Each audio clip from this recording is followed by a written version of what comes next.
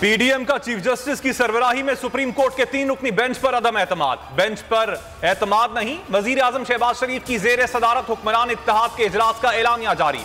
आला तरीन अदलिया की सोच में वाज़े तकसीम नजर आ रही है। अदालत उज़्मा को मुतनाज़ सियासी फैसले जारी करने से एतराज करना चाहिए।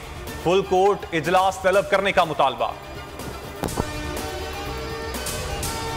90 रोज में इलेक्शन ना कराए गए तो हम सड़कों पर निकलेंगे। इमरान खान ने बड़ा ऐलान कर दिया। सहाफियों से गुफ्तगू में कहा, मीडिया पर हमारा मुकम्मल ब्लैकआउट किया गया, सोशल मीडिया को भी कंट्रोल करने की कोशिश की जा रही है।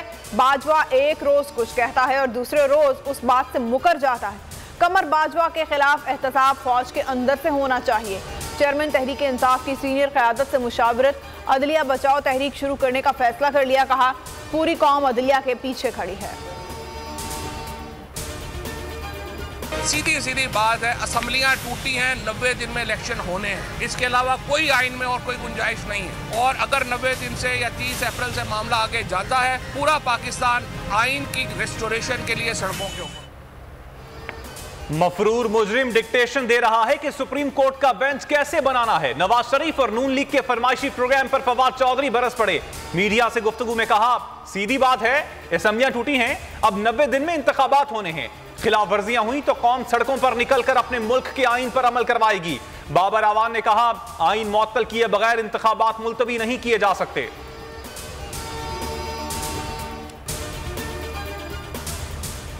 आनी अहकामात से फरार के लिए नून लीग के नित नए मंसूबे। सुप्रीम कोर्ट के 3 जजेस के खिलाफ रेफरेंस दायर करने पर गौर शुरू कर दिया गया। राना सनाउल्लाह कहते हैं, 3 जजेस के खिलाफ रेफरेंस की तजवीज ज़ेर गौर है। जजेस पर संगीन इल्जामात भी लगाए। कहा, 3 जजेस ने नून लीग के खिलाफ फैसले दिए।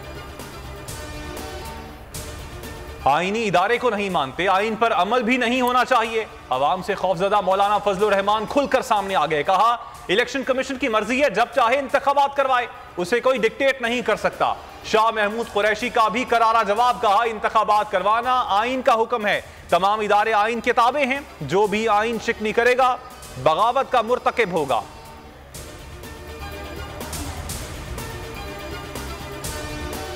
हुकूमत की जानिब से अदालती फैसले न मानने के इरादों पर वकला की सख्त वार्निंग। लाहौर हाईकोर्ट बार ने वकला तहरीक चलाने का ऐलान कर दिया। सदर लाहौर हाईकोर्ट बार इश्तियाक खान ने बोल न्यूज़ से गुफ्तगू में कहा, हुकूमत अदालती फैसले न मानने से बाज रहे। सुप्रीम कोर्ट के फैसले पर अमल इदारों पर फर्ज है। अदलिया मुखालिफ बयानबाजी करने वाले वज़रा के खिलाफ कार्रवाई होनी चाहिए। वज़रा के बयानात पर वज़ीर आज़म भी जवाबदेह हैं। इलेक्शन इल्तिवा केस की मजीद समाअत पीर को होगी। इलेक्शन लाजमी होंगे, तारीख पर तमाम फरीकैन डायलॉग के जरिए मुत्तफिक हो जाएं। कुछ वक्त दे सकते हैं, बसूरत दीगर अदालत अपनी आईनी जिम्मेदारी पूरी करेगी। चीफ जस्टिस उमर अता बंदयाल ने वाजे कर दिया। सवाल किया कि किस कानून के तहत 8 अक्टूबर इलेक्शन की तारीख दी गई। फुल कोर्ट बनाने की हुकूमती इस्तदा भी मुस्तरद।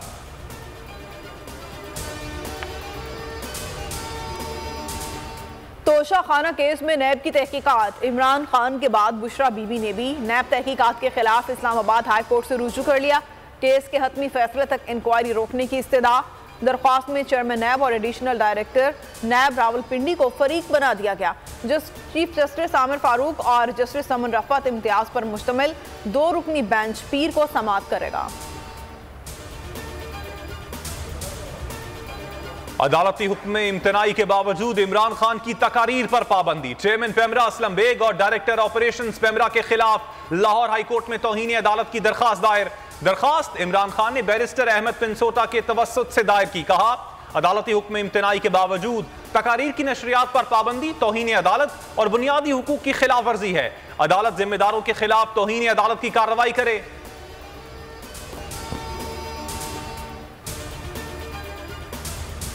पाकिस्तान तहरीक इंसाफ का सियासी जमातों से राबतों का आगाज। असद उमर और सेनेटर एजाज अहमद चौधरी की जमात इस्लामी के मरकज मंसूरा अहमद, अमीर जमात इस्लामी सिराजुल हक से मुलाकात। दोनों जमातों का आइन और जमहूरियत की सरबलंदी पर मुकम्मल इत्तेफाक। अमरीकी कांग्रेसमैन की पाकिस्तान की सियासी हालात पर तशवीश। जमाल बोमन की तहरीक इंसाफ के रहनुमा मिर्जा खाबर बेग के घर अफ्तार डिनर में शिरकत। पाकिस्तान में होने वाली इंसानी हुकूक की खिलाफ वर्जियों की मजम्मत। कहना था, पाकिस्तान की हालात पर ऐवान समेत हर सतह पर आवाज उठाएंगे। पाकिस्तान में साफ शफाफ इंतखाबात का मुतालबा। पाक ईरान बॉर्डर पर केश के करीब दहशतगर्दों की सिक्योरिटी फोर्सेस पर फायरिंग, पाक फौज के 4 जवान शहीद। ISPR के मुताबिक शहीद होने वालों में नायक शब्बीर अहमद, लांस नायक मोहम्मद असगर, सिपाही मोहम्मद इरफान और सिपाही अब्दुल रशीद शामिल।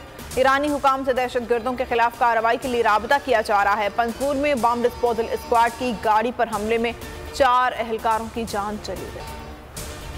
ना आप रहेंगे ना आपकी अना रहेगी, अगर रहेगी तो खल्के खुदा रहेगी। हमाद अजहर ने हुकूमत को आईना दिखा दिया, कहा मुल्क पर इस वक्त ना अहल तरीन हुकूमत मुसल्लत है, मुल्क में लोग भूख से मर रहे हैं, ये आटे के लिए अवाम की तजलील कर रहे हैं। हुकूमत का फोकस अवाम को रिलीफ के बजाय इमरान खान को तकलीफ देने पर है।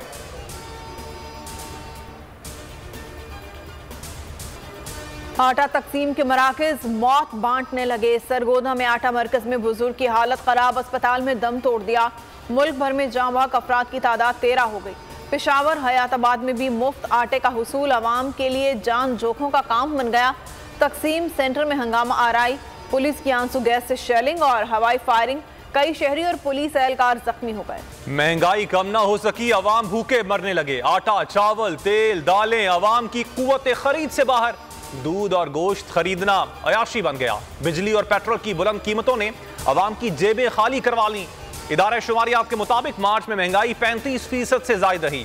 चीनी की कीमतों में एक बार फिर आसमान से बातें करने लगी। होलसेल में चीनी मजीद 2 रुपए किलो महंगी हो गई। नौशहरा में बनाए गए बगावत के मुकदमे में हसन न्याजी की 19 अप्रैल तक अबूरी जमानत मंजूर। हसन न्याजी को सेशन जज आसिफ खान की अदालत में पेश किया गया। कराची, लाहौर और कोयटा में भी मुकदमा दर्ज कराए गए हैं।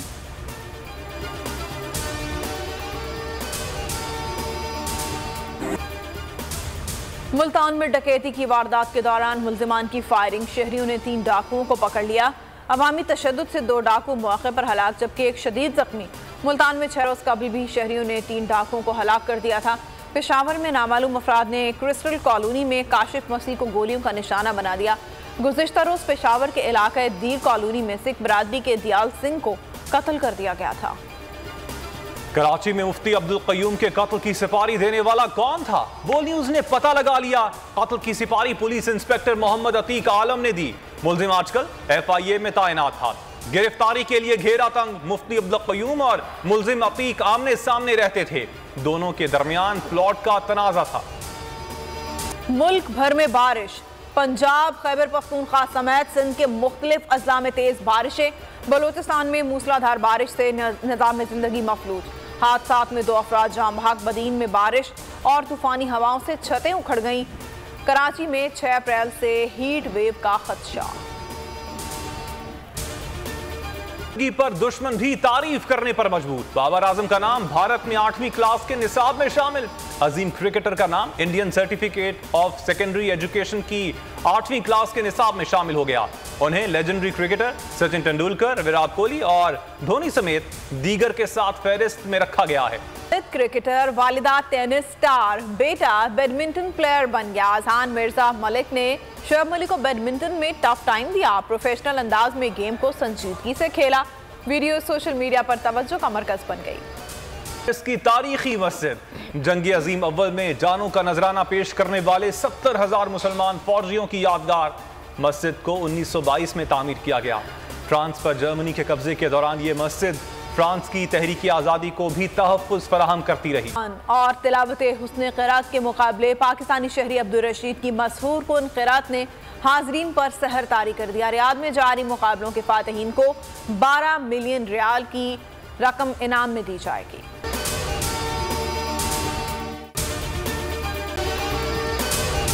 अगर आपको ये वीडियो पसंद आई है तो हमारे चैनल को सब्सक्राइब करें और बेल आइकन को प्रेस करें।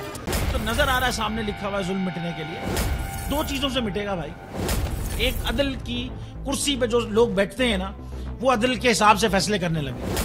दूसरा, कौम निकल खड़ी उस जुल्म के खिलाफ, तो जुल्म खत्म हो जाएगा। या इन दोनों में से कोई एक चीज हो जाए या दोनों हो जाए। अगर 420 का मुकदमा था, उस वक्त अदलिया में जो लोग बैठे हुए केस देख रहे थे, वो पूछते ना यार चीट हुआ कौन है। जब उनको दिखता कोई चीट नहीं, वो केस खत्म कर देते। तो जालिम जुल्म कर ही नहीं पाता। 9 जजेस ने नोट बिफोर किया मेरे केस को यार, 1.5 साल चला।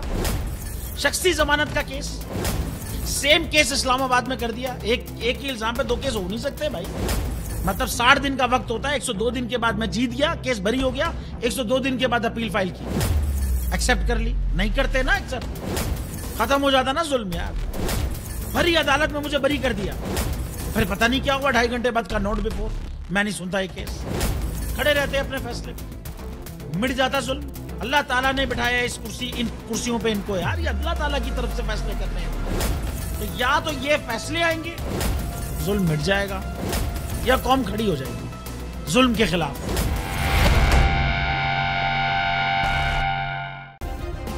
सब्सक्राइब करें और बेल दबाएं ताकि कोई खबर रह न जाए।